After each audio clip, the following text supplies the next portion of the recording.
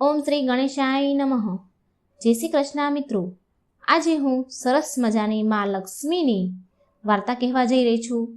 આ વાર્તા જે કોઈ સાંભળશે તેના ઉપર માં લક્ષ્મી સદાય કૃપા બનાવી રાખશે. તો મિત્રો, આ લક્ષ્મીજીની પવિત્ર વાર્તા પૂરી ધ્યાનથી અંત સુધી સાંભળજો. આ એક ભક્તિભાવની વાર્તા છે અને આ વાર્તામાંથી એવું શીખવા મળે છે કે જો આપણે કોઈ પણ ભગવાનની પૂરી શ્રદ્ધા ભાવથી આપણે એનું ભક્તિ કરીએ છીએ, પૂજા પાઠ કરીએ છીએ, તો ભગવાન તે પૂજા પાઠનું ફળ આપણને જરૂર આપે છે અને એ ક્યારેય નિષ્ફળ નથી જતું.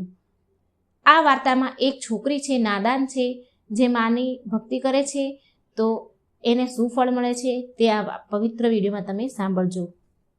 એક સમયની વાત છે. એક શહેરમાં એક બહુ જ ઈમાનદાર અને ગરીબ વ્યાપારી માણસ રહેતો હતો. તે વ્યાપારીની ઘરે એક દીકરી છે. હવે એ વ્યાપારીની દીકરીને રોજ પીપળાના ઝાડને પાણી ચડાવવાની ટેવ. રોજે જ ભગવાનની આ પૂજા કરે, પીપળાના ઝાડને તે પાણી રોજે જ ચડાવે. અને જે પીપળાના ઝાડને તે પાણી ચડાવતી હતી રોજે, તો તે પીપળાના ઝાડની એક ખાસ વાત હતી કે તે પીપળાના ઝાડમાંથી માતા લક્ષ્મી રોજ પ્રગટ થતા અને થોડી વાર ત્યાં રહેતા અને પછી ત્યાંથી ચાલ્યા જતા. તો એક દિવસ જ્યારે તે છોકરી પીપળાના ઝાડને જળ ચડાવવા માટે આવી, તો તે સમયે પીપળાના ઝાડમાંથી માતા લક્ષ્મી પ્રગટ થયા અને લક્ષ્મી માતાએ એ છોકરીને પૂછ્યું કે શું તું મારી સખી સહેલી બનીશ, મારી મિત્ર બનીશ? પણ તે વેપારની છોકરી નાદાન હતી. એટલે લક્ષ્મી માને કહે છે કે માં, હું પહેલાં મારા ઘરે જઈને મારા પિતાજીને પૂછી લઉં અને પછી હું તમને કહીશ.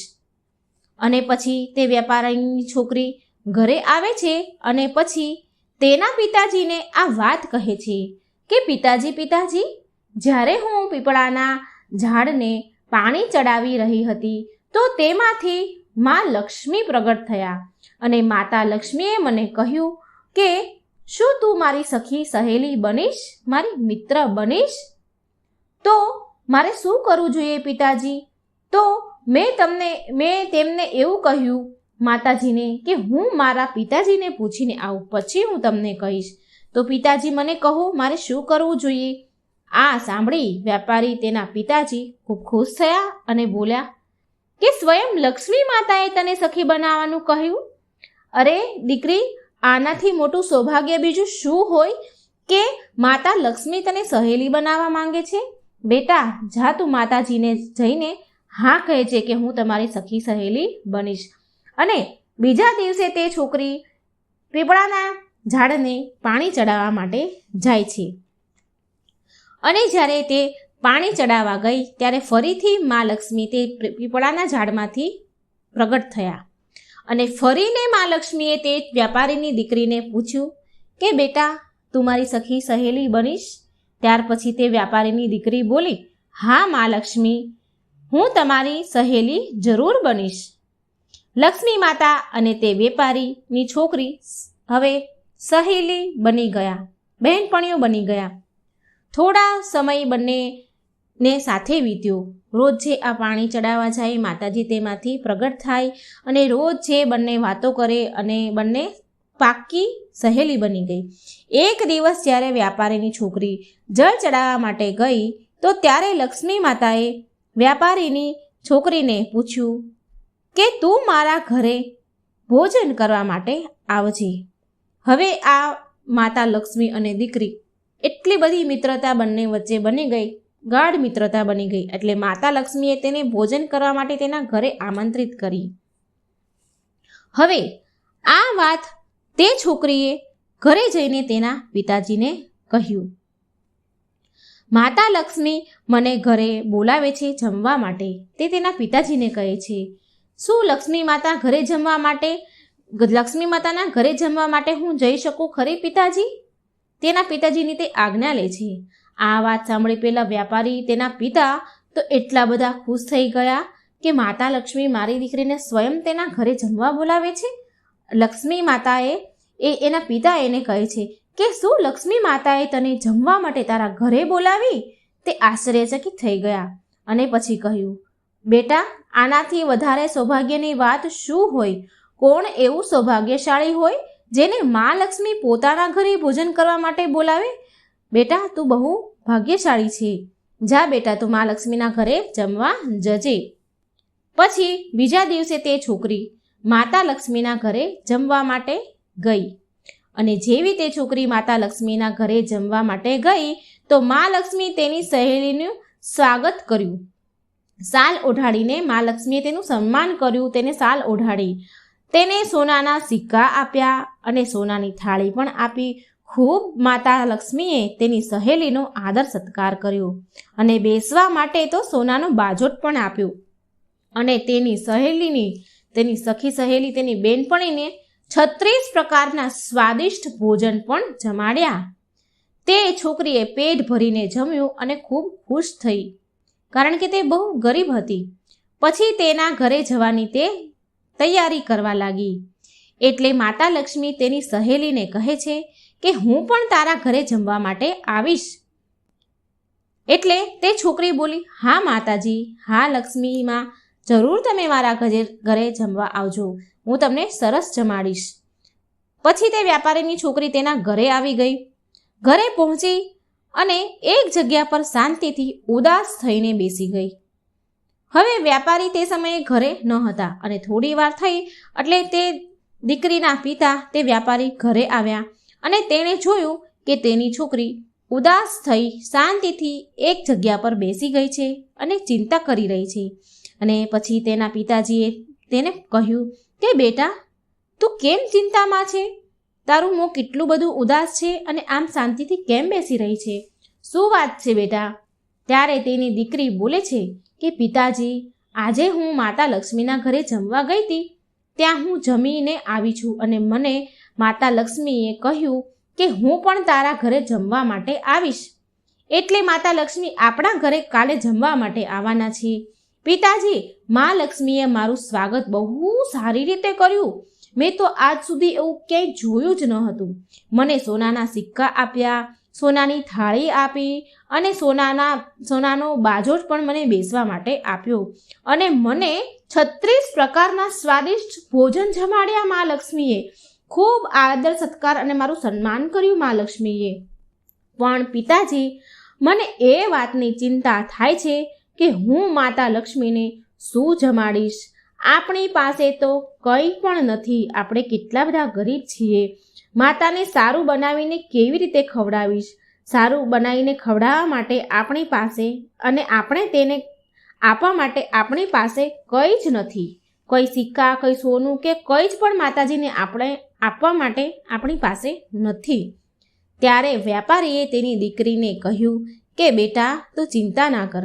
તું આપણા ઘરને છાણથી સારી રીતે પૂરા ઘરને લીપી નાખજે અને ખાસ કરીને પૂરા ઘરની સારી રીતે સાફ સફાઈ કરી નાખજે અને પછી એક દીવો પ્રગટાવજે જે ચારેય તરફથી પ્રગટતો હોય, ચારેય તરફથી એક દીવો જગતો હોય તેવો દીવો પ્રગટાવજે અને તે દીવો લક્ષ્મી માતાનું નામ લઈને પ્રગટાવજે અને એ દીવાને ચૂલા પાસે લઈને બેસી જજે. માતાજી બધું જ સારું કરશે ને આપણી બધી મુશ્કેલીઓનો હલ થઈ જશે. હવે તે છોકરીએ તેના પિતાજીના કહેવા પ્રમાણે એવું જ કર્યું જેવું તેના પિતાએ કહ્યું. તે છોકરીએ પૂરા ઘરની સરસ સાફ સફાઈ કરી, પૂરા ઘરને છાણથી લીપી દીધું અને દીવો પ્રગટાવ્યો અને માતા લક્ષ્મીના નામનો દીવો હાથમાં લઈ અને એક હાથમાં લાડવો લઈ અને રસોઈના ચૂલા પાસે બેસી ગઈ. ચૂલો બહાર આંગણામાં ફળિયામાં હતો એટલે એ દીવો લઈ અને તે ચૂલા પાસે બેસી ગઈ. બન્યું એવું કે ત્યારે અચાનક એક જગ્યા પર એક રાણી નદી પાસે સ્નાન કરી રહી હતી. તેણે તેના ઘરેણાં નદીના કિનારે મૂક્યા અને તે નદીમાં નહાવા માટે, સ્નાન કરવા માટે ચાલી ગઈ. તો ત્યાં જે સોનાનો હાર હતો તે બહુ કિંમતી હતો. તે હારને ત્યાંથી એક ચીલે ઉઠાવી લીધો અને તે હાર ઉઠાવીને મોંમાં લઈને જઈ રહ્યો હતો. જ્યારે તે ચીલ હાર લઈને ઉડી રહ્યો હતો તો તેની નજર આ વ્યાપારીની છોકરી પર પડી અને તેના હાથમાં એક લાડવો હતો. ચીલ ભૂખ્યો હતો એટલે તે ચીલ હાર ત્યાં નીચે મૂકી અને છોકરીના હાથમાંથી લાડવો છીનવીને લઈ ગયો અને ઉડી ગયો. વ્યાપારીની છોકરી સોનાનો હાર જોઈને તે બહુ પ્રસન્ન થઈ ગઈ અને તે હાર લઈને તે છોકરી બજારમાં ગઈ. બજારમાં જઈ એક સોનાની દુકાનમાં ગઈ અને સોનીને તે સોનાનો હાર આપ્યો અને સોનીએ તે હારના બદલામાં પૈસા આપ્યા તે છોકરીને. હવે તે છોકરીએ તે પૈસાથી 36 પ્રકારના ભોજન બનાવી શકે અને તે પૈસાથી તે છોકરીએ સોનાના સિક્કા અને સોનાની થાળી ખરીદી લીધી મા લક્ષ્મીને આપવા માટે. અને આ બધું જ લઈને તે પાછી તેના ઘરે આવી ગઈ. ઘરે આવીને તેણે મા લક્ષ્મી માટે સરસ મજાના સ્વાદિષ્ટ 36 પ્રકારના ભોજન બનાવ્યા. વ્યાપારીની છોકરીએ પછી ગણપતિ દાદાને બોલાવ્યા અને કહ્યું કે તમે મા લક્ષ્મીને લઈને આવો. બધી જ તૈયારી થઈ ગઈ છે, મેં સરસ મજાનું જમવાનું પણ બનાવી દીધું છે. પછી ગણપતિ દાદા માતા લક્ષ્મીને લેવા ગયા અને લઈને પછી તેમના ઘરે આવ્યા. પછી એ છોકરીએ, વ્યાપારીની દીકરીએ માતા લક્ષ્મીનું બહુ જ સારી રીતે સ્વાગત કર્યું. સાચા હૃદયથી ભાવથી તેણે માતાનું સ્વાગત કર્યું અને માતા લક્ષ્મીને બેસવા માટે સોનાનો બાજોટ પણ આપ્યો. અને તે છોકરી બોલી, મારા પ્રિય મા લક્ષ્મી, મારા સહેલી, તમે આ બાજોટ પર બેસો. માતા લક્ષ્મીએ તેની સહેલીને કહ્યું કે હું આજ સુધી કોઈના પણ ઘરમાં બાજોટ ઉપર નથી બેઠી. તે છોકરીએ જીદ કરી અને બોલી કે તમારે આજે તો મારા ઘરે બાજોટ પર બેસવું જ પડશે. માતા લક્ષ્મી તેની સહેલીની વાત માને છે અને બાજોટ પર બેસી ગયા. અને પછી વ્યાપારીની છોકરીએ માતા લક્ષ્મીને 36 જાતના સ્વાદિષ્ટ ભોજન જમાડ્યા.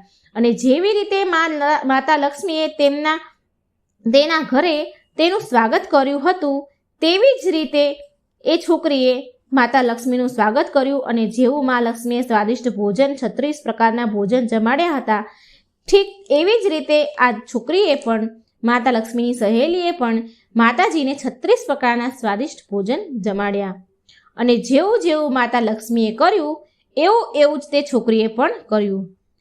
આ બધું જોઈ, આવી શ્રદ્ધા, ભક્તિ, વિશ્વાસ જોઈ, મન સાફ હૃદય જોઈ મા લક્ષ્મી તેની સહેલીથી ખૂબ ખુશ થયા, ખૂબ પ્રસન્ન થયા અને તેની સહેલીને બહુ બધું ધન દોલત આપી, જેનાથી તે વ્યાપારી અને તે છોકરીની ગરીબી દૂર થઈ ગઈ. તે લોકોએ તેનું જીવન ખૂબ ખુશીથી વિતાવ્યું. તો મિત્રો, આ હતી લક્ષ્મીમાની વાર્તા. અને આ કહાનીમાંથી આપણને એવો બોધ મળે છે કે જો સાચા મનથી અને સાચા હૃદયથી ભગવાનની પૂજા પાઠ કરવામાં આવે તો એ પૂજા પાઠ ક્યારેય નિષ્ફળ નથી થતા. ભોળા મન અને નિસ્વાર્થ ભાવથી કરેલી ભક્તિ ક્યારેય વ્યર્થ નથી જતી. ભગવાન હંમેશા આપણી સાથે જ હોય છે, પણ આપણે તેને જોઈ નથી શકતા. સારા હૃદયથી યાદ કરો અને ભક્તિ કરો તો તે હર એક ક્ષણ આપણી સાથે જ છે. તો મિત્રો, હું આશા રાખું છું કે મારી આ વાર્તા તમને સારી લાગી હશે. આ લક્ષ્મી માતાની વાર્તા સાંભળવાથી મા લક્ષ્મીની કૃપા સદાય આપણી ઉપર રહે છે. મારી ભગવાનને પ્રાર્થના છે, મા લક્ષ્મીને પ્રાર્થના છે કે આ વાર્તા સાંભળનારા મારા વાલા મિત્રોનું ઘર હંમેશા ખુશીઓથી મહેકતું રહે. જય લક્ષ્મી માં. શુક્રવારના દિવસે મહાલક્ષ્મીની વ્રત કથા સાંભળવાનો ખૂબ જ મહિમા છે. મહાલક્ષ્મી ખૂબ જ પ્રસન્ન થાય છે. તો મિત્રો, આપણે માતા લક્ષ્મીની, ભગવાન વિષ્ણુની સરસ મજાની કથા સાંભળીશું, માતાજીનો મહિમા સાંભળીશું. વિડીયો અંત સુધી જોજો. માતાજીની, લક્ષ્મીજીની વાર્તા અધૂરી છોડતા નહીં. પૂરા ધ્યાનથી, મનથી અંત સુધી વિડીયોને સાંભળજો. વિડીયો સારો લાગે તો લાઈક અને શેર કરવાનું ભૂલશો નહીં. કોમેન્ટ બોક્સમાં માતાજીનું નામ પણ જરૂર લખજો. જય મા લક્ષ્મી. એક ગામમાં ગરીબ એક બ્રાહ્મણ રહેતા હતા. એ નિયમિત રૂપથી ભગવાન શ્રી વિષ્ણુની પૂજા કરતા હતા અને તેની ભક્તિથી પ્રસન્ન થઈને ભગવાન વિષ્ણુએ તેને દર્શન દીધા અને તેને મનોકામના માંગવા માટે કહ્યું. તો બ્રાહ્મણ કહે છે, બ્રાહ્મણ બોલ્યા કે મારી ઈચ્છા છે કે શ્રી લક્ષ્મીજીનો નિવાસ સદાય મારા ઘરમાં થઈ જાય. આ સાંભળી ભગવાન વિષ્ણુએ કહ્યું, લક્ષ્મીજીને પ્રાપ્ત કરવાનો સરળ માર્ગ બ્રાહ્મણને બતાવ્યો. ભગવાન વિષ્ણુ કહે છે કે મંદિર સામે એક સ્ત્રી દરરોજ આવે છે અને છાણા થાપે છે. તું એને તારા ઘરે આવવાનું નિમંત્રણ આપજે. એ સ્ત્રી દેવી લક્ષ્મી છે. એના ઘરે આવી જવા બાદ તારું ઘર અન્ન ધનથી ભરાઈ જશે. તારા ઘરે બોલાવીશ તો તારું ઘર ધનથી ધાન્યથી ભરાઈ જશે. આમ કહીને ભગવાન વિષ્ણુ અંતર ધ્યાન થઈ ગયા. બીજા દિવસે સવારે 4 વાગે બ્રાહ્મણ મંદિર સામે જઈને બેસી ગયા અને લક્ષ્મીજી પણ છાણા થાપવા માટે આવ્યા. તો બ્રાહ્મણે તેને એના ઘરે આવવા માટે નિવેદન કર્યું. એ સ્ત્રીને બ્રાહ્મણની વાત સાંભળી લક્ષ્મીજી સમજી ગયા કે આ બધું શ્રી હરિ વિષ્ણુ ભગવાનના કહેવાથી થયું છે. લક્ષ્મીજીએ બ્રાહ્મણને કહ્યું, તું મહાલક્ષ્મીનું વ્રત કર. મહાલક્ષ્મીએ એમનું અસલ દિવ્ય સ્વરૂપ પ્રગટ કર્યું અને લક્ષ્મીજીએ કહ્યું બ્રાહ્મણને કે તું મહાલક્ષ્મીનું વ્રત કરજે. 16 દિવસ વ્રત કર અને 16મા દિવસે ચંદ્રમાને અર્ઘ્ય આપવાથી તારી સર્વ મનોકામના પૂરી થશે. બ્રાહ્મણે દેવીના કહ્યા અનુસાર વ્રત અને પૂજન કર્યું અને દેવીને ઉત્તર દિશા તરફ મુખ રાખીને પોકારવા લાગ્યા લક્ષ્મીજીને, અને લક્ષ્મીજીએ તેમનું વચન પૂરું કર્યું. એ દિવસથી આ વ્રત પૂરી શ્રદ્ધાથી કરવામાં આવે છે. જે ભક્ત પૂરી શ્રદ્ધાથી મનથી આ વ્રત કરે છે તો મા લક્ષ્મી તેની સર્વ મનોકામના પૂરી કરે છે અને મા લક્ષ્મી તેની કૃપા સદાય એના ભક્ત પર વરસાવે છે. બોલો મહાલક્ષ્મીની જય. લક્ષ્મીજીની બીજી કથા. ભગવાન વિષ્ણુ અને લક્ષ્મીજીની આ કથા છે. એક સમયની વાત છે. એકવાર મહાલક્ષ્મી અને ભગવાન વિષ્ણુ પૃથ્વી પર વેશ બદલીને આવ્યા ભ્રમણ કરવા માટે. સાધુ અને સાધ્વીનું વેશ ધારણ કર્યું. એટલે મહાલક્ષ્મી ભગવાન વિષ્ણુને પૂછે છે કે સ્વામી, તમે પૃથ્વીલોક પર કયા ઉદ્દેશથી આવ્યા છો? શું કોઈ ભક્ત ઉપર સંકટ આવ્યું છે કે તમે પણ અને મને સાથે પણ તમે લઈ આવ્યા છો? એટલે શ્રી હરિ હસીને બોલ્યા કે દેવી, આ મૃત્યુલોક તો સહુ પોતાના કર્મ અનુસાર કષ્ટ ભોગવે છે. મૃત્યુલોકમાં હરેક વ્યક્તિ, હરેક મનુષ્ય, હરેક જીવ પોતાના કર્મ અનુસાર કષ્ટ, સુખ, દુઃખ ભોગવે છે. હું એ જોવા માંગુ છું કે આટલા કષ્ટ સહન કર્યા બાદ પણ શું પુણ્ય કમાય છે મનુષ્ય? ભક્તિ કરે છે કે નહીં? તો સૌથી પહેલા શ્રી હરિ અને મહાલક્ષ્મી એક ધનવાન શેઠના ઘરે પહોંચે છે. ત્યાં જઈને દરવાજે ઊભે રહીને શેઠજીને અવાજ દે છે, બોલાવે છે. અવાજ સાંભળીને શેઠજી બહાર આવ્યા. ભગવાન બોલ્યા કે શેઠજી, તમારા ઉપર તો મહાલક્ષ્મીની બહુ કૃપા છે ને, છતાંય તમે દુઃખી કેમ છો? આનું શું કારણ છે? મહાલક્ષ્મી અને ભગવાન વિષ્ણુ સાધુ રૂપમાં શેઠજીને આવું પૂછે છે. શેઠજી એમને જોઈને રડવા લાગ્યા અને બોલ્યા કે હે સાધુ મહારાજ, મારા કષ્ટનું કારણ આ ઘર જ છે જેને તમે લક્ષ્મીજીની કૃપા કહો છો. મારું બધું જ ધન મારા દીકરાઓ લઈ ગયા, મારા દીકરાઓએ લઈ લીધું અને મને અને મારી પત્નીને અહીં છોડીને ચાલ્યા ગયા.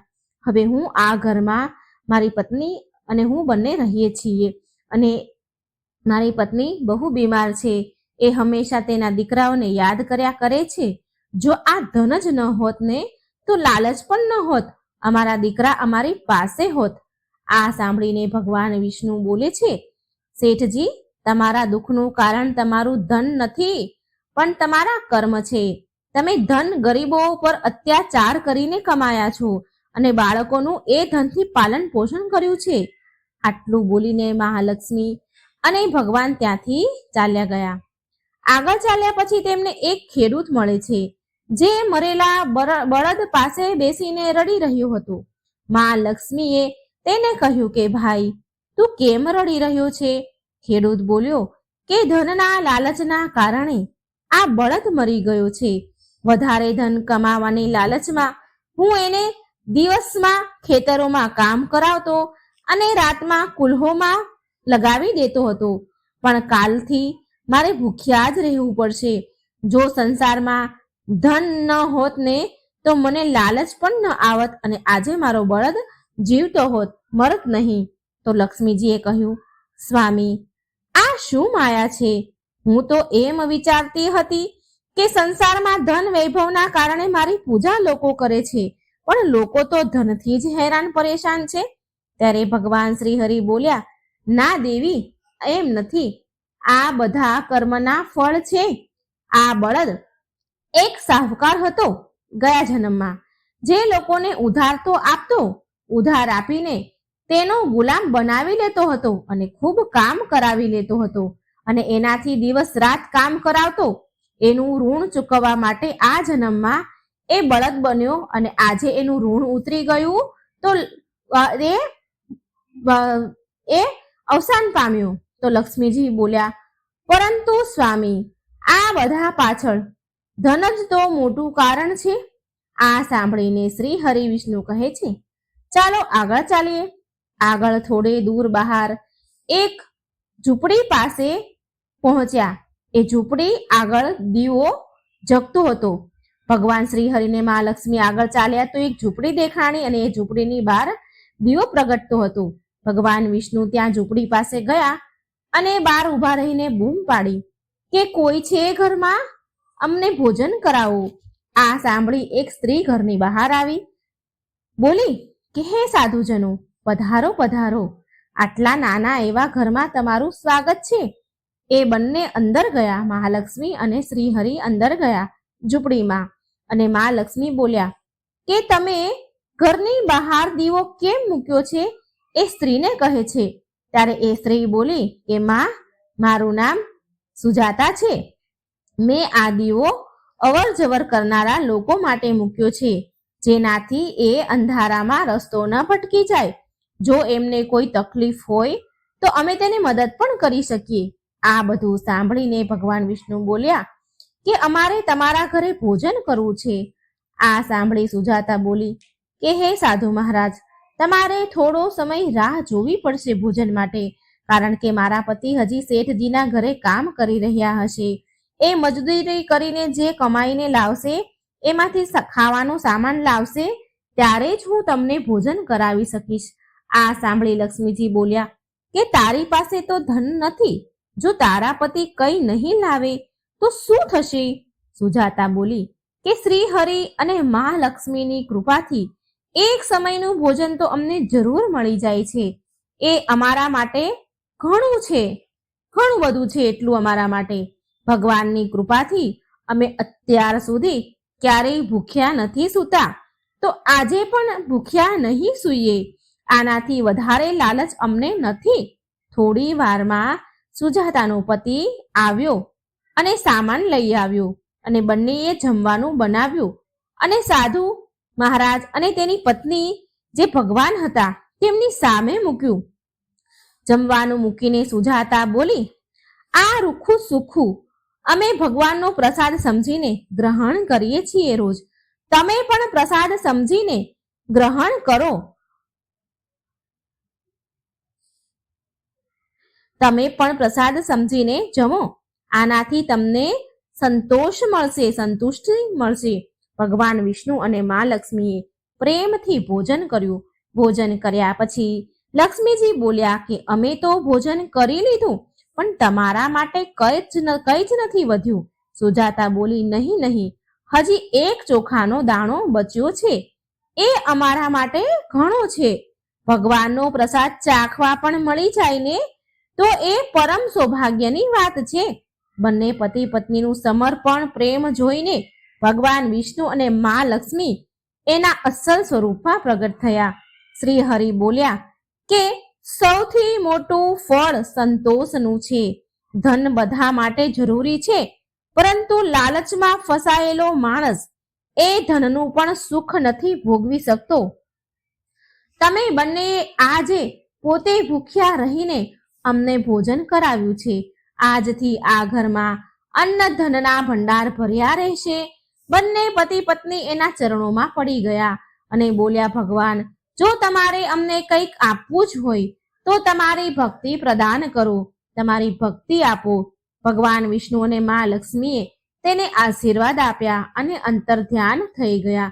એ દિવસથી બંને પતિ પત્ની ભજન અને સત્સંગમાં બધો જ સમય વિતાવા લાગ્યા. બોલો જય શ્રી હરિ ભગવાન વિષ્ણુની જય, મહાલક્ષ્મીની જય. મહાલક્ષ્મીની વૈભવલક્ષ્મીની વ્રત કથા. એક સમયની વાત છે. એક શહેરમાં શીલા નામની સ્ત્રી એના પતિ સાથે રહેતી હતી. શીલા ઘણી ધાર્મિક સ્વભાવની હતી અને ભગવાનની કૃપાથી એને જે કંઈ પ્રાપ્ત થયું હતું એને એમાં ઘણો સંતોષ હતો. શહેરનું જીવન જરૂર જીવતી હતી શીલા, પણ શહેરના જીવનનો રંગ તેના પર હજી ચડ્યો ન હતો. ભજન, કીર્તન, ભક્તિભાવ અને પરોપકારનો ભાવ એનામાં હજી પણ હતો. એ એના પતિ અને તેની ગૃહસ્થીમાં ખુશ હતી. આડોશ પાડોશના લોકો તેના વખાણ પ્રશંસા કરતા હતા. જોતા જોતામાં સમય ઘણો બદલાયો, ઘણો વીત્યો અને તેનો પતિ કુસંગતનો શિકાર થઈ ગયો. એ અમીર બનવાનું સપનું જોવા લાગ્યો. વધારે ને વધારે ધન મેળવવાની લાલચમાં ખોટા રસ્તા પર ચાલી નીકળ્યો. જીવનના રસ્તા પર ભટકવાના કારણે તેની સ્થિતિ ભિખારી જેવી થઈ ગઈ. ખરાબ મિત્રો સાથે સંગત થઈ ગઈ. ખરાબ મિત્રો સાથે રહેવાથી તે દારૂ, જુગાર અને નશાવાળા પદાર્થોનું સેવન કરવા લાગ્યો. આ ખરાબ આદતોના કારણે તેને બધું જ ખોઈ દીધું. તે શીલા સાથે મારપીટ કરવા લાગ્યો. શીલાના ઘરેણા ગીરવે મૂકી દીધા. તેનું ઘર અને તેની આવી પરિસ્થિતિ જોઈ અને શીલા બહુ દુઃખી રહેવા લાગી. પરંતુ એ ભગવાન પર બહુ શ્રદ્ધા રાખતી હતી, ભગવાન પર વિશ્વાસ રાખવા વાળી હતી અને તેને ભગવાન પર બહુ વિશ્વાસ હતો. એક દિવસ બપોરના સમયમાં તેના ઘરના દરવાજે કોઈકે દરવાજો ખખડાવ્યો. એટલે શીલાએ દરવાજો ખોલ્યો તો સામે પાડોશના ડોશીમાં ઊભા હતા. માજીના ચહેરા ઉપર એક વિશેષ તેજ, પ્રેમ અને સ્નેહ હતો. એમના ચહેરા પર સ્નેહ છલકી રહ્યો હતો. દેવી જેવા દેખાતા હતા. શીલાએ માજીને ઘરની અંદર લાવી અને બેસવા માટે કહ્યું. માજી બોલ્યા, કેમ શીલા, મને ઓળખી નહીં તું? દર શુક્રવારે લક્ષ્મીજીના મંદિરે ભજન કીર્તન કરવા માટે તું આવતી હતી ને? એ સમયે ત્યાં હું આવું છું. છતાં પણ શીલા કંઈ સમજી નહીં. પછી એ માજી બોલ્યા, શીલા, તું બહુ દિવસથી મંદિર કેમ નથી આવી? તો હું તને જોવા આવી છું. તને મેં બહુ દિવસથી મંદિરમાં જોઈ નહીં, તો હું તને જોવા આવી. માજીના અતિ પ્રેમ ભર્યા શબ્દથી શીલાનું હૃદય પીગળી ગયું. માજીના સરસ પ્રેમના વ્યવહારથી શીલાને ઘણી શાંતિ મળી અને શીલાએ તે માજીને તેના ઘરની પરિસ્થિતિની બધી જ વાત કરી, બધું સંભળાવ્યું. આ બધું સાંભળીને માજી બોલ્યા, મા લક્ષ્મી તો પ્રેમ અને કરુણાનો અવતાર છે. તેમના ભક્તો પર હંમેશા મમતા રાખે છે. માટે તું ધીરજ રાખ અને માતા લક્ષ્મીનું વ્રત કર. આનાથી બધું જ સારું થઈ જશે. શીલાના પૂછવા પર માજીએ તેને વ્રતની બધી જ વિધિ કહી. માજી બોલ્યા, બેટા, મા લક્ષ્મીનું આ વ્રત બહુ સરળ છે. આ વ્રતને વૈભવ લક્ષ્મી વ્રત કહેવાય છે. આ વ્રત કરવાવાળાની બધી જ મનોકામના પૂરી થાય છે અને એ સુખ સંપત્તિ અને તેને યશ પ્રાપ્ત થાય છે. તે દિવસે વ્રતનો સંકલ્પ કર્યો. શીલા આંખો બંધ કરીને બોલી, તો આંખો ખોલી તો કોઈ સામે હતું નહીં. એ વિચારવા લાગી કે આ માજી ક્યાં ગયા? એ માજી બીજા કોઈ નહીં પણ સાક્ષાત માતા લક્ષ્મી હતા. બીજા દિવસે શુક્રવાર હતો તો સવારે વહેલા ઉઠી સ્નાન કરીને સ્વચ્છ વસ્ત્ર પહેરીને શીલાએ માજીના કહ્યા પ્રમાણે પૂરા મનથી વૈભવ લક્ષ્મીનું વ્રત કર્યું. અંતે પ્રસાદનો ભોગ લગાવ્યો. આ પ્રસાદ શીલાએ સૌથી પહેલા એના પતિને આપ્યો, તેના પતિને ખવડાવ્યો. પ્રસાદ ખાતાની સાથે તેના પતિના સ્વભાવમાં ઘણો બધો ફરક પડી ગયો. તેણે શીલાને મારકૂટ કરવાનું બંધ કર્યું અને હેરાન પણ ન કરી. તેના મનમાં વૈભવ લક્ષ્મી વ્રત માટે શ્રદ્ધા વધી ગઈ. શીલાએ પૂરી શ્રદ્ધા અને ભક્તિથી 21 શુક્રવારનું વ્રત પૂર્ણ કર્યું. 21મા શુક્રવારે કહ્યા પ્રમાણે ઉદ્યાપન વિધિ કરીને 7 સ્ત્રીઓને વૈભવ લક્ષ્મી વ્રતની 7 પુસ્તકો ઉપહારમાં આપ્યા. પછી માતા લક્ષ્મીના ધન લક્ષ્મીના સ્વરૂપની છબીને વંદન કરીને માને મનમાં તે પ્રાર્થના કરવા લાગી. ધન લક્ષ્મી સ્વરૂપની છબીને વંદન કરી અને પ્રાર્થના કરવા લાગી કે હે મા ધનલક્ષ્મી, મેં તમારું વૈભવ લક્ષ્મીનું વ્રત કરવાની માનતા કરી હતી. એ વ્રત આજે મેં પૂર્ણ કર્યું છે. મારી બધી જ વિપત્તિ સંકટ દૂર કરો માં. અમારું બધાનું કલ્યાણ કરજો. જેને સંતાન ન હોય તેને સંતાન આપો. સૌભાગ્યવતી સ્ત્રીને અખંડ સૌભાગ્ય આપો, કુંવારી દીકરીને મનગમતો ભરથાર આપો. તમારું આ ચમત્કારી વૈભવ લક્ષ્મી વ્રત જે પણ સ્ત્રી કરે તેની બધી જ વિપત્તિ દૂર કરો, બધાને સુખ સંપત્તિ આપો. આવું બોલીને લક્ષ્મીજીના ધનલક્ષ્મી સ્વરૂપની છબીને શીલાએ પ્રણામ કર્યા. વ્રતના પ્રભાવથી શીલાનો પતિ સારો બની ગયો. સારો કુસંગત એણે છોડી દીધી, બધો નશો કરવાનો છોડી દીધો અને મહેનત કરી, તનતોડ મહેનત કરીને ધન કમાવા લાગ્યો. અને શીલાના ગીરવે મૂકેલા ઘરેણા પણ એણે છોડાવી દીધા. ઘરમાં ધનનો વરસાદ વરસ્યો, ઘરમાં પહેલાની જેવી સુખ શાંતિ છવાઈ ગઈ. તો આવો છે લક્ષ્મીજીના વૈભવ લક્ષ્મીજીના વ્રતનો પ્રભાવ. બોલો મહાલક્ષ્મીની જય. જય શ્રી હરિ વિષ્ણુ. હવે આપણે મા લક્ષ્મીના મહેલની કથા સાંભળીશું. એકવાર મા લક્ષ્મીએ માતા પાર્વતીને તેનો સુંદર અને ભવ્ય મહેલ જોવા માટે બોલાવ્યા. હવે આ તો મા લક્ષ્મીનો મહેલ, માટે તે મહેલમાં કોઈ પણ પ્રકારની કમી થોડી હોય. તે મહેલની ઝગમગાહટ, ચમક દૂર દૂર સુધી દેખાઈ રહી હતી. મોટા મોટા ઝરૂખા, અનેક પ્રકારના ફૂલ, સુંદર બગીચામાં જાત જાતના ફૂલો. માતા પાર્વતીએ સુંદર મહેલ જોયો. મહેલની સુંદરતા જોઈને મા તો હેરાન રહી ગયા. માતા પાર્વતીને માતા લક્ષ્મીથી થોડી ઈર્ષ્યા થઈ. એટલે મા પાર્વતી બોલ્યા, હું પણ મહાદેવને કહીશ અને એક આવો જ સુંદર મહેલનું નિર્માણ કરાવીશ. માતા લક્ષ્મીએ પાર્વતીજીને મજાક ઉડાડતા કહ્યું કે મહાદેવ તો ગળામાં સાપ લપેટીને ફરે છે, શરીર પર રાખ ચોપડીને ભભૂત ચોપડીને રહે છે અને ભાંગ પીધા કરે છે, બરફના ડુંગરા પર ફર્યા કરે છે. એ ક્યાં બનાવી શકે આવો મહેલ? મહાલક્ષ્મીની આવી વાત સાંભળી મા પાર્વતીને બહુ ખોટું લાગ્યું અને પછી એ ત્યાંથી ચાલ્યા ગયા અને તે મહાદેવ પાસે આવીને જીદ કરવા લાગ્યા કે મને પણ એક મહેલ જોઈએ.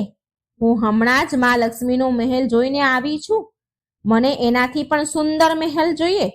મા પાર્વતીજી મહાદેવ પાસે હઠ કરવા લાગ્યા અને પાર્વતીજી કહે છે, તમે તો દેવોના દેવ મહાદેવ છો અને બધા દેવતા તો સુંદર સુંદર મહેલોમાં રહે છે, પણ તમે બરફના ડુંગરામાં રહો છો. આવી રીતે રહેવાથી તમારી માન પ્રતિષ્ઠામાં કમી આવી જશે, ઘટી જશે. આવી રીતે રહેવું તમને શોભા નથી દેતું મહાદેવ. પ્રભુ તમને આવી રીતે શોભા નથી દેતું. માતા પાર્વતીએ તો જીદ પકડી લીધી અને કહે છે કે મારે એવો મહેલ જોઈએ છીએ, એવા મહેલમાં રહેવું છે જે ત્રણેય લોકમાં ક્યાંય ન હોય. મહાદેવ બધું જ જાણતા હતા, પણ તે પાર્વતીજીને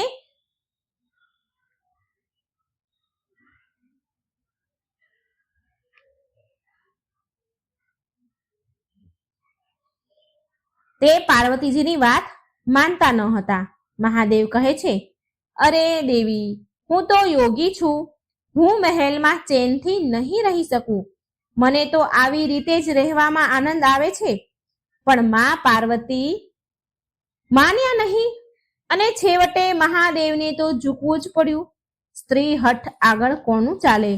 મહાદેવ મહેલ બનાવવા માટે વિશ્વકર્માજીને બોલાવ્યા અને તેમને એવો મહેલ બનાવવાનું કહ્યું કે જેની બરાબરી ત્રણેય લોકમાં ક્યાંય ન થાય, ક્યાંય ત્રણેય લોકમાં એવો મહેલ ન હોય. વિશ્વકર્માજી મહેલ બનાવવા માટે જગ્યા શોધવા લાગ્યા.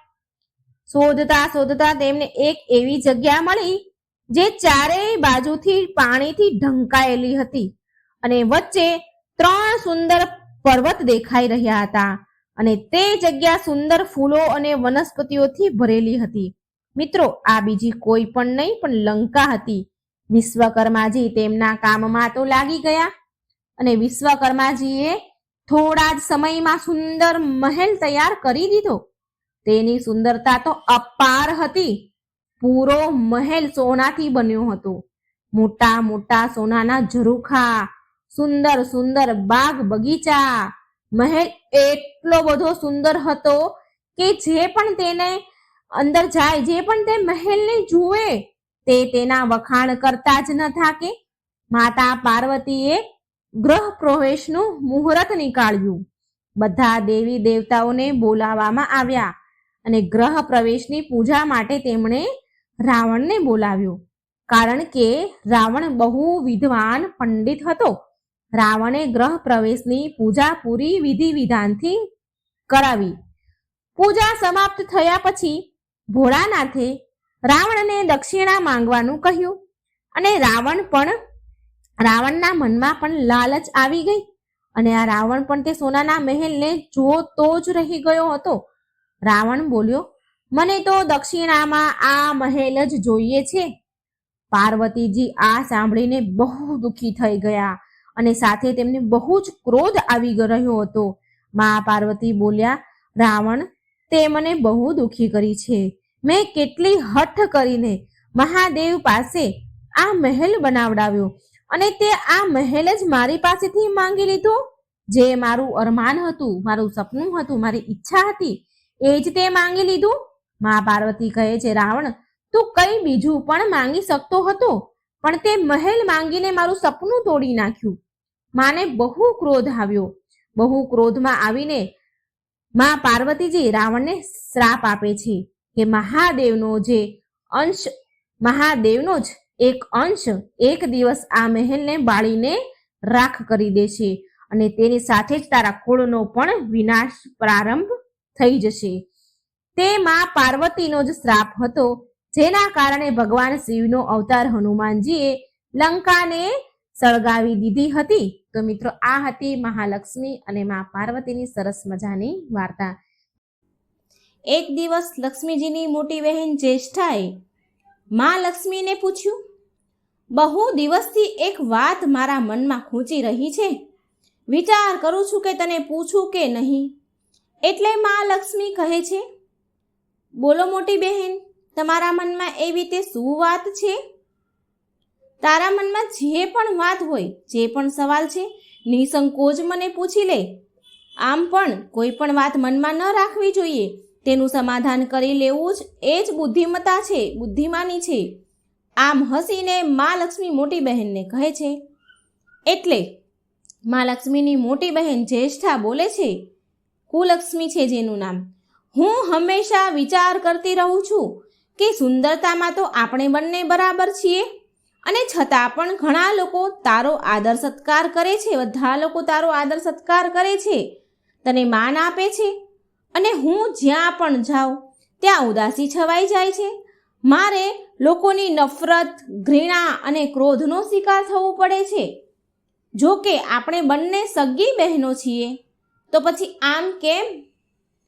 આ સાંભળી મા લક્ષ્મીજીએ તેની મોટી બહેનને હસીને જવાબ આપ્યો. મા લક્ષ્મી જવાબ આપે છે કે બહેન, સગી બહેન કે સુંદરતા હોવાના કારણે આદર સન્માન માન મળે એવું નથી હોતું. આદર સન્માન મેળવવા માટે આપણે કંઈક કરવું પડે છે. લોકો મારો આદર સત્કાર, મને માન એટલા માટે આપે છે, મને એટલા માટે પૂંજે છે કેમ કે હું જેના પણ ઘરે જઉં છું ત્યાં સુખ સુવિધાના સાધન જોડી દઉં છું. સંપત્તિ અને વૈભવથી આનંદિત થઈને લોકો મારો ઉપકાર માને છે અને ત્યારે મારી પૂજા થાય છે. અને આ તરફ બહેન, મોટી બહેન, તમારી એવી હાલત છે કે જેના પણ ઘરે તું પગ મૂકે, જ્યાં પણ જાય ત્યાં તેના ઘરમાં ગરીબી, રોગ અને મુશ્કેલીઓ આવે છે. કષ્ટોથી લોકો પીડાય છે અને આ કારણથી લોકો તને ઘૃણા અને નફરત કરે છે. કોઈ આદર નથી કરતું તારો. જો આદર સત્કાર માન જોઈએ ને તો લોકોને સુખ આપવું પડે, સુખ પહોંચાડવું પડે. મા લક્ષ્મીની વાત સાંભળી મોટી બહેન જ્યેષ્ઠા ખૂબ ગુસ્સે થઈ. તેને આ મા લક્ષ્મીની વાત મનમાં ચૂભી ગઈ. તેને એવું થયું કે લક્ષ્મીને તેના મહિમાનું અભિમાન છે. મા લક્ષ્મીની બહેન ગુસ્સેથી તડપી ઉઠી અને લક્ષ્મીજીને કહે છે કે લક્ષ્મી, તું મારાથી બધી જ રીતે, બધી વાતે નાની છો, અવસ્થામાં પણ અને પ્રભાવમાં પણ, અને તું મને ઉપદેશ આપી રહી છે. મને ઉપદેશ આપવાનો વિચાર પણ ન કરતી.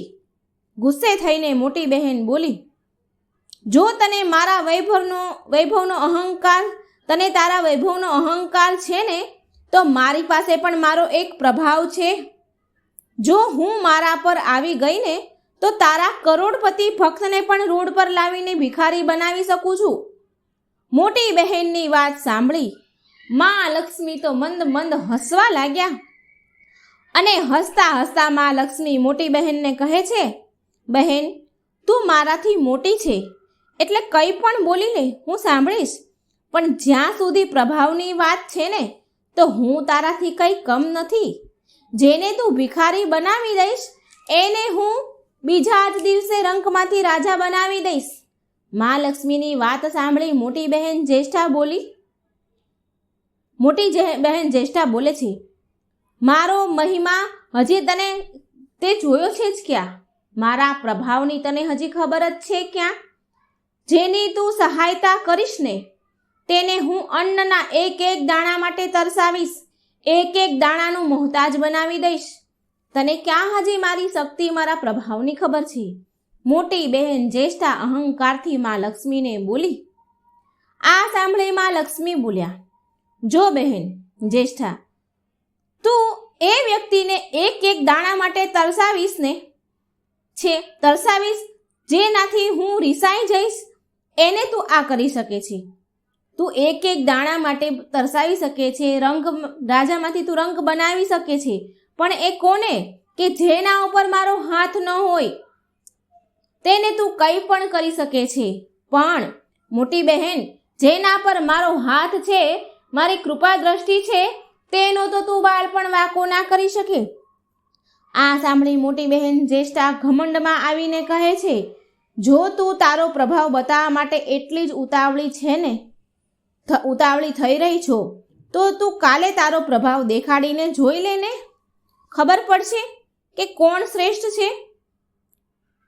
મોટી બહેન કહે છે, બોલ ક્યાં જઈશું? એટલે મા લક્ષ્મી બોલે છે. મા લક્ષ્મી કહે છે કે દૂર શું કામ જવું છે? અહીં પાસે જ અનુરાધાપુર ગામ છે, ત્યાં એક બ્રાહ્મણ રહે છે, દીનાનાથ બ્રાહ્મણનું નામ છે. તે બ્રાહ્મણ રોજ વિષ્ણુ ભગવાન શ્રી હરિની મંદિરમાં પૂજા કરવા જાય છે અને તે મારો પાકો ભક્ત પણ છે. તેના પર આપણે પોતપોતાનો મહિમા પ્રભાવ બતાવીશું એટલે ખબર પડશે. એટલે આ સાંભળી મોટી બહેન જ્યેષ્ઠા ઘમંડથી બોલી, અહમથી બોલી, હાથ ઝાટક્યો અને બોલી, ઠીક છે લક્ષ્મી, કાલે જોઈ લેજે, તારું માથું ઝૂકી જશે.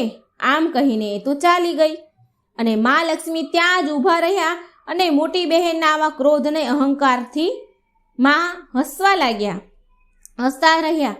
બીજા દિવસ થયો એટલે બંને બહેનો અનુરાધાપુર ગામમાં ગયા. ત્યાં વિષ્ણુ ભગવાનના મંદિરમાં પહોંચી ગયા. તેમણે વેશ બંને બદલી નાખ્યો. સાધારણ સ્ત્રીનું રૂપ બંને બહેનોએ લઈ લીધું અને એ વિષ્ણુ ભગવાનના મંદિર પાસે બેસી ગઈ બંને બહેનો. આવતા જતા બધા જ લોકોની નજર તો તે બંને બહેનો પર પડે છે, પણ કોઈ ખાસ ધ્યાન નથી આપતું, કારણ કે ધ્યાન દેવાવાળી કોઈ વાત ન હતી. એટલે કે કારણ કે એક મંદિર હતું તે, અને મંદિરમાં તો રોજ દિન દુખિયા આવતા જ રહે છે, અને આ બંને બહેનોએ સાધારણ રૂપ લીધું હતું. ત્યાં આવવાવાળા કોઈને કોઈ પરેશાનીઓથી ઘેરાયેલા રહેતા હતા, તો પછી તે લોકોની બીજાની તકલીફનું શું ભાન હોય. થોડી વાર થઈ એટલે દીનાનાથ નામનો બ્રાહ્મણ આવ્યો. બંને બહેનોની નજર તેના ઉપર પડી. જ્યારે તે બ્રાહ્મણ પૂજા કરીને મંદિરમાંથી પૂજા કરીને પાછો આવતો હતો ત્યારે મા લક્ષ્મીની મોટી બહેન લક્ષ્મીને કહે છે, જો તારો ભક્ત આવી રહ્યો છે, બની શકે તો એની કંઈ સહાયતા કરજે. હા કરું છું, આમ મા લક્ષ્મી બોલ્યા અને કહ્યું કે તું જો, હું મારો પ્રભાવ, મારો મહિમા બતાવું છું. આમ કહી મા લક્ષ્મીએ એક મોટી વાંસની લાકડી, જ્યાં દીનાનાથ બ્રાહ્મણ પૂજારી ચાલી રહ્યો હતો, એ રસ્તા પર મોટી વાંસની લાકડી મૂકી દીધી. તે વાંસના લાકડીમાં સોના મોહર ભર્યા હતા, સોનાના સિક્કા ભર્યા હતા. એ પોલાણ ભરી લાકડી હતી. પછી મોટી બહેન જ્યેષ્ઠાએ વાંસના તે ટુકડાને હાથ અડાડી દીધો અને પછી મા લક્ષ્મીને કહે છે, હવે જો તું મારો પ્રભાવ. પૂજા કરીને આવતા બ્રાહ્મણે રસ્તામાં વાંસની લાકડી જોઈ અને તેને ઉઠાવી લીધી. લાકડી ખાસી મોટી હતી. એ બ્રાહ્મણે એમ વિચાર કરીને તે લાકડી ઉઠાવી કે કંઈ ને કંઈ કામ લાગશે, ઘરમાં તો 100 જરૂરત હોય છે, ચાલ લઈ લઉં. આમ કરી તેણે લાકડી ઉઠાવી અને તે વાંસની લાકડીને લઈને તે થોડો આગળ ચાલ્યો. એટલામાં તેને એક છોકરો મળ્યો. છોકરાએ બ્રાહ્મણને પહેલાં રામ રામ કર્યા છોકરાએ, અને પછી નમ્રતાથી બોલ્યો કે હે બ્રાહ્મણ દેવ દીનાનાથ, મને મારા ઘરના ખાટલા બનાવવા માટે બિલકુલ તમારા હાથમાં જે વાંસની લાકડી છે ને એવી જ જોઈએ છીએ. મારા દાદાજીએ મને કહ્યું છે, એ કહીને મોકલ્યો છે કે બજારમાંથી વાંસની લાકડી લઈ આવ. તે ક્યાં મળશે? તમે આ ક્યાંથી લઈને આવ્યા છો? એટલે તે દીનાનાથ બ્રાહ્મણ કહે છે કે આ વાંસ મેં ખરીદ્યો નથી, મને આ વાંસની લાકડી તો રસ્તામાં મળી છે તો મેં લઈ લીધી. લે, જો તારે જરૂરત હોય તો તું રાખી લે. આમ તો બજારમાં 1 રૂપિયાના ઓછા ભાવેથી નહીં મળે. એટલે તે છોકરો બોલ્યો, મારી પાસે તો માત્ર ચારાની જ છે, તમે આને રાખી લો અને બાકીના જે પૈસા છે એ હું રાતે તમારા ઘરે આવીને આપી જઈશ, અને અત્યારે મને આ વાંસની લાકડી આપી દો. દીનાનાથ બ્રાહ્મણ ખુશ થઈ ગયા. કોઈ મહેનત જ કર્યા વગર જ પૈસા મળી ગયા. આમ કરી એ મનમાં ખુશ થયા. હવે બ્રાહ્મણે પૈસા લીધા અને વાંસની લાકડી તે છોકરાને આપી દીધી અને તે પૈસા થાળીમાં મૂકી દીધા. પૂજાની થાળી જે હતી એમાં મૂકી દીધા. હવે મંદિર પાસે ઊભેલી બંને દેવીઓ આ જોઈ રહી હતી. એટલે તેમાં મોટી બહેન જ્યેષ્ઠા માં લક્ષ્મીને કહે છે, જોયું લક્ષ્મી, તારા આટલા બધા સોનાના મોહર ભરેલી જે વાંસની લાકડી હતી તે માત્ર 4 આનામાં વેચાઈ. જોયો તે મારો પ્રભાવ? અને હજી તો 4 આના પણ તારા ભક્ત પાસે નહીં રહે. ચાલ તેની પાછળ ચાલીએ અને જોઈએ શું થાય છે. બંને બહેનો દીનાનાથ પૂજારીની પાછળ પાછળ ચાલવા લાગી. દીનાનાથ તળાવ પાસે આવ્યા. ત્યાં એક ઝાડ હતું, તેમાં બહુ સરસ ફૂલો હતા. એટલે તે ફૂલ પૂજા માટે લઈ લે છે. તેના હાથમાં જે પૂજાની થાળી હતી તે નીચે મૂકી એમણે અને ફૂલ તોડવા લાગ્યા. જ્યાં એને થાળી નીચે મૂકી તો તે એક છોકરો આવ્યો. એ છોકરો નાનો હતો થોડો, તેણે ધીરે રહીને પેલી થાળીમાંથી 4 આના લઈને ભાગી ગયો. દીનાનાથને આ વાતની ખબર ન હતી, કારણ કે તે ઝાડમાંના ફૂલ તોડતા હતા. દીનાનાથ ફૂલ તોડીને તેના ઘર તરફ જાય છે તેટલામાં દીનાનાથને તે છોકરો પાછો મળ્યો, જે વાંસની લાકડી લઈને 4 આના આપીને ગયો હતો. હવે તે છોકરો તે બ્રાહ્મણ દીનાનાથને કહે છે કે આ વાંસની લાકડી મારા ખાટલા બનાવવા માટે કામની નથી. મારા દાદાજીએ કહ્યું કે આ વાંસનું લાકડું બહુ ભારે છે, થોડું હલકું જોઈએ, માટે મારા માટે આ ખાટલા બનાવવા માટે આ બરાબર નથી. એટલે તમે આ પાછી લઈ લો અને મને મારા પૈસા પાછા આપી દો. દીનાનાથે તેના 4 આના પાછા આપવા માટે થાળીમાંથી પૈસા લેવા જાય છે તો થાળીમાં પૈસા નહીં. એટલે દીનાનાથ બોલ્યો કે બેટા, હમણાં તો મેં 4 આના આ થાળીમાં મૂક્યા હતા, પૂજાની થાળીમાં પણ ક્યાંક પડી ગયા લાગે છે. તું મારી સાથે મારી ઘરે ચાલ, હું તને ત્યાં જ પૈસા આપી દઈશ. અત્યારે મારી પાસે પૈસા નથી. એટલે તે છોકરો બોલ્યો, બ્રાહ્મણ દેવ, તમે ઘરે જાઓ, કંઈ વાંધો નહીં, હું રાતે આવીને તમારા ઘરેથી પૈસા લઈ લઈશ. આમ બોલી તે છોકરો ચાલ્યો ગયો. હવે વાંસની લાકડી ફરી બ્રાહ્મણ પાસે આવી ગઈ. સોના મોહર ભરેલી હતી. એ બ્રાહ્મણને તો ખબર જ ન હતી. માં લક્ષ્મી ધીરે ધીરે હસવા લાગ્યા. માં લક્ષ્મીને હસતા જોઈને તેમની મોટી બહેન જ્યેષ્ઠાને મનમાં બળેતરા થઈ, મનમાં બળી ગઈ. તે માં લક્ષ્મીને કહે છે, બહેન, હજી તો ખેલ શરૂ જ થયો છે, હસમાં, હમણાં જો હું શું કરું છું, જોતી જા તારા ભક્તને હું કેવી રીતે પાયમાલ કરું છું. હવે દીનાનાથ આ બધી વાતથી અજાણ બિચારો તેની ધૂનમાં ચાલતો રહ્યો. તેને શું ખબર કે તે શતરંજનો મોહરો બન્યો છે. દીનાનાથ તો તડકા છાયાની જેમ બંને બહેનોનો પ્રભાવ ચૂપચાપ સહન કરતો કરતો આગળ ચાલતો જ ગયો. તે થોડો આગળ ચાલ્યો એટલે દીનાનાથને એક આદમી મળ્યો. તેણે બ્રાહ્મણ દીનાનાથને 4 આના પાછા આપ્યા, જે એના 4 આના ચોરાઈ ગયા હતા, અને બોલ્યો કે બ્રાહ્મણ દેવ, મારો છોકરો હજી નાનો છે, તેને બહુ બુદ્ધિ નથી, તે નાનપણમાં ભૂલ કરી ગયો છે. તે તમારી પૂજાની થાળીમાંથી ચારાના લઈ લીધા હતા, તે હું તમને પાછો આપવા આવ્યો છું. તે બહુ મસ્તીખોર છે, તેને માફ કરી દો. એટલે દીનાનાથે તે ચારાના પાછા લઈ લીધા અને તેને આશીર્વાદ આપ્યા. અને વાંસનો ટુકડો પાછો આમ આવી ગયો અને હજી તો ત્યાં પાસે ચાલતો જ હતો. એટલામાં દીનાનાથે ખુશ થઈને પેલા છોકરાને બૂમ પાડી. એ હજી ત્યાંથી નીકળ્યો જ હતો, જેના ચારાના તેની પાસે હતા. તેને બૂમ પાડી દીનાનાથે, એટલે એ છોકરો પાછો આવ્યો અને બ્રાહ્મણે તે છોકરાને ચારાના પાછા આપી દીધા. તે છોકરાને પૈસા પાછા મળતા તે ખુશ થઈને ત્યાંથી ચાલ્યો ગયો. હવે દીનાનાથ પાછો પ્રસન્ન મુખ લઈ પ્રસન્ન મોઢે ખુશ થતો એક હાથમાં પૂજાની થાળી હતી અને બીજા હાથમાં 5 હાથ લાંબુ વાંસનું લાકડું હતું. વાંસની મોટી લાકડી હતી. હવે વાંસનું લાકડું સોના મહોરથી ભરેલું હતું. બ્રાહ્મણ પાસે આવી ગયું એટલે મા લક્ષ્મીથી મોટી બહેનને બળતરા થવા લાગી. મા લક્ષ્મીનો મહિમા, એનો પ્રભાવ જોઈ મોટી બહેન જ્યેષ્ઠા બળવા લાગી, કારણ કે દીનાનાથ પાસે તે સોના મોહરનું લાકડું પાછું આવી ગયું અને દીનાનાથને તો લાભ થઈ ગયો.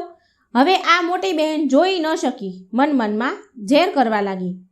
હવે દીનાનાથનું ઘર નજીક આવવા લાગ્યું. મોટી બહેન જ્યેષ્ઠાને કોઈ ઉપાય મળ્યો નહીં તેને હેરાન કરવાનો, એટલે તેણે દીનાનાથને મારવાનો વિચાર કરી લીધો. તેણે મા લક્ષ્મીને કહ્યું, લક્ષ્મી, હું ધન સંપત્તિ તો છીનવી જ લઉં છું, પણ સાથે સાથે તારા ભક્તના પ્રાણ પણ હું લઈ લઈશ. જો તું કઈ રીતે હું એને તડપાવીને મારું છું. મોટી બહેન જ્યેષ્ઠા મા લક્ષ્મીને આવું કહે છે, પણ મા લક્ષ્મીની મોટી બહેનની આવી વાત જોઈ મા લક્ષ્મીને કંઈ જ ફરક પડ્યો નહીં. મા લક્ષ્મીની મોટી બહેને તરત જ સાપનું રૂપ લઈ લીધું અને દોડીને ગઈ બ્રાહ્મણ જ્યાં જતો હતો એ રસ્તા પર. પણ આ જોઈને મા લક્ષ્મીને જરા પણ ગભરાહટ ના થઈ. મા લક્ષ્મી તો આમ ઊભા રહીને હસતા જ રહ્યા. દીનાનાથે સાપને જોયો. રસ્તામાં જતો હતો એ સાપને જોયો અને તે ચોંકી ગયો. તે ડરવા લાગ્યો. એક સાપ ફેણ ચડાવીને ફૂફાડા મારીને ત્યાં બેઠો છે રસ્તામાં. પ્રાણ તો બધાને જ વાલા હોય. ઉપાય મળતા બધા પોતાને સંકટમાંથી બચાવી જ લે છે. દીનાનાથે પણ બ્રાહ્મણે તે રસ્તો છોડી દીધો જ્યાં સાપ હતો અને બીજા રસ્તે ચાલવા લાગ્યો.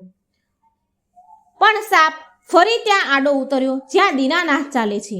પણ સાપ બનેલી મા લક્ષ્મીની બહેન જ્યેષ્ઠા તેને ક્યાં છોડવાની હતી? એ તો એ ગરીબના પ્રાણની તરસી હતી. તે સાપ દીનાનાથની આગળ પાછળ દોડતો રહ્યો. આમ તેમ તે દીનાનાથની આસપાસ જ ફરતો રહે. દીનાનાથ બહુ ગભરાઈ ગયો, ખૂબ ડરી ગયો અને હાથ જોડીને કહેવા લાગ્યો કે નાગ દેવતા, તમારું મેં કંઈ જ બગાડ્યું નથી, તમે શાંતિથી અહીંથી ચાલ્યા જાઓ. કેમ નાગદેવ મારા જેવા ગરીબની પાછળ પડ્યા છો, મને હેરાન કરી રહ્યા છો? કોઈ કારણ વગર કોઈ બ્રાહ્મણને હેરાન કરવું સારી વાત નથી. પણ એ સાપ તો જ્યેષ્ઠા કુલક્ષ્મીનું રૂપ હતું, જે દીનાનાથને કોઈ પણ રીતે કરડવા માંગતી હતી, પ્રાણ લેવા માંગતી હતી. દીનાનાથની પ્રાર્થનામાં એણે કંઈ ધ્યાન ન આપ્યું અને એ સાપ બસ ગુસ્સે થઈને ફૂફાડા જ મારતો રહ્યો. જ્યારે દીનાનાથની પ્રાર્થના અને કોશિશ કરી એને સાપ ભગાવવાની, પણ કોઈ અસર થયું નહીં. પછી દીનાનાથને થયું કે હવે સંઘર્ષ કરવો જ પડશે, નહીં તો આ મારો જીવ લઈ લેશે. આમ વિચારી દીનાનાથે તેના પ્રાણની રક્ષા માટે તેના હાથમાં જે વાંસની લાકડી હતી તે ભરપૂર જોર લગાવ્યું, ખૂબ જોર લગાવ્યું અને તે સાપ ઉપર મારી. સાપને તે વાંસ વાગ્યો અને જમીન પર પછડાતા વાંસના 2 ટુકડા થઈ ગયા અને તે વાંસના ટુકડામાં ભરેલા સોનાના સિક્કા ખખડીને જમીન પર પડ્યા, જેમ કે એવા ખખડ્યા કે જેમ માં લક્ષ્મી હસી રહ્યા છે. આ જોઈ દીનાનાથ તો હેરાન થઈ ગયો. મોઢામાં તો પહેલા ચીસ નીકળી ગઈ, કારણ કે આટલું બધું સોનું જોઈને કોણ હેરાન ના થઈ જાય? કોણ જોઈનારે?